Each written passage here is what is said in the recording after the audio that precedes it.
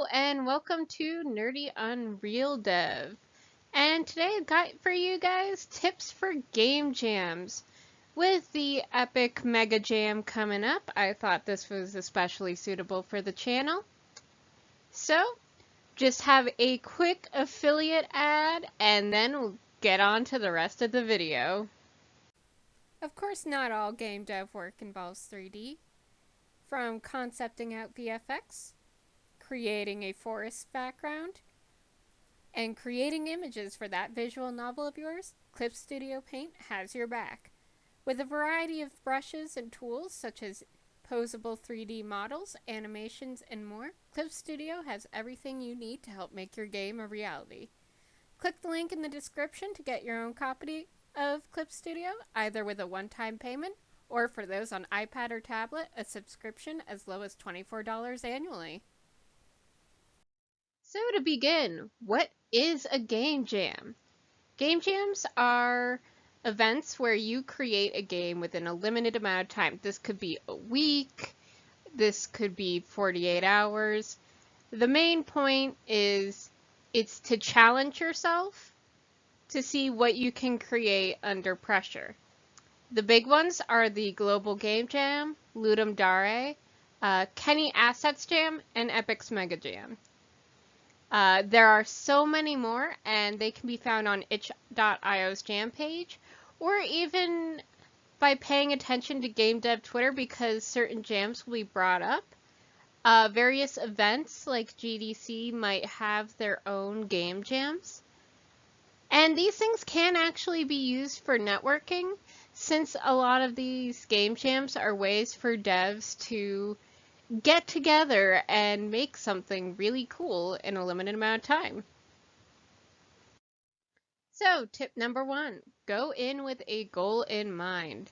Are you doing this to learn new skills, to network, like I mentioned previously, or are you trying to win a prize? The reason this is important is depending on what your goal is, depends what you can work on and what skills you are providing. If you're trying to use the game jam to learn new skills, you need to be honest that you're not gonna be the best at what you're doing. But you are absolutely going to absorb every bit of information you can find. If you're doing this to network, then your focus is for a lot of communication and joking with the other devs doing the jam. As for winning a prize, well, in that case, you're trying to make the best damn game you can. And the reason for this tip is because you need to state your intentions in team building sections. And the reason I mention team building sections is tip 2, don't go in alone. While you can do a jam by yourself, and I have done so, when you're working as a team, not only can this help with the networking goal, but it means you can ask your team for other tech questions. This is also useful because game dev in general, it's not a one-man thing. This is, you're working on a team to create a game. And when you've got a limited amount of time, especially with 48-hour jams, it's even more difficult to do all the different aspects of art, programming, sound within that time frame. So don't go in alone. Find a team, bring in your buddy, have fun. Also, tip number 3, be honest about your skill set. I know when you see all the pros in the Discord, you really want to be like, I can do this, this, this, and this. But if you upsell your skills and you get on a team and they want you to do those things and you just can't, things go downhill real quick. And it's even harder to do things you barely know when you're under a time crunch. So be honest about what your skills are, what your goals are, and what you can do when under pressure. And it'll make things so much easier for you and your team. Tip number 4, though, oh my god, this is so important. Sleep. It can be so tempting to forgo sleep and spend all 48 hours working on that game, but the human body needs sleep. You will feel awful without it. And fun fact, long-term sleep deprivation can actually damage your brain, so get those Z's in. Additionally, sleep deprivation can make terrible ideas sound fantastic, which when you're under a time crunch, you really do not need all those awful ideas of adding 20,000 mechanics to a little platformer. Also, one of the things about game jams, you will run into so many problems you weren't expecting. One game jam, there were a few teams actually that were running into so many problems when it came to building. My team included. Don't use Wowise if you don't know how to use Wowise, by the way.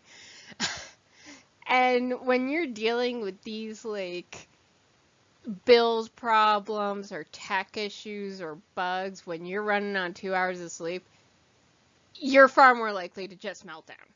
So please, please, please, please sleep. I went to a game dev college where people tried to work on stuff instead of sleep. Don't do that.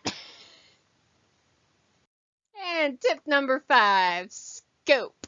Speaking of those 20 million mechanics that you want to keep adding, as fun and easy as it is to keep adding mechanics and features to your game idea, you're not going to finish it. It just never will be finished. And this is true for game dev in general. Feature creep is a common thing that's discussed. But with game jams, you're not working off of a year to make this. You're working off of 48 hours, a week, maybe a month, depending on the jam. You can't have too many mechanics. So, my tip here, consider the scope. Focus on one fun mechanic. Just the one thing that you know will be fun and you will make sure that it's fun. Just one fun mechanic. Focus on that. Any ideas can go on the if there's time board. I love having these because they're great as a low stress. Yeah, we can do this if there's time.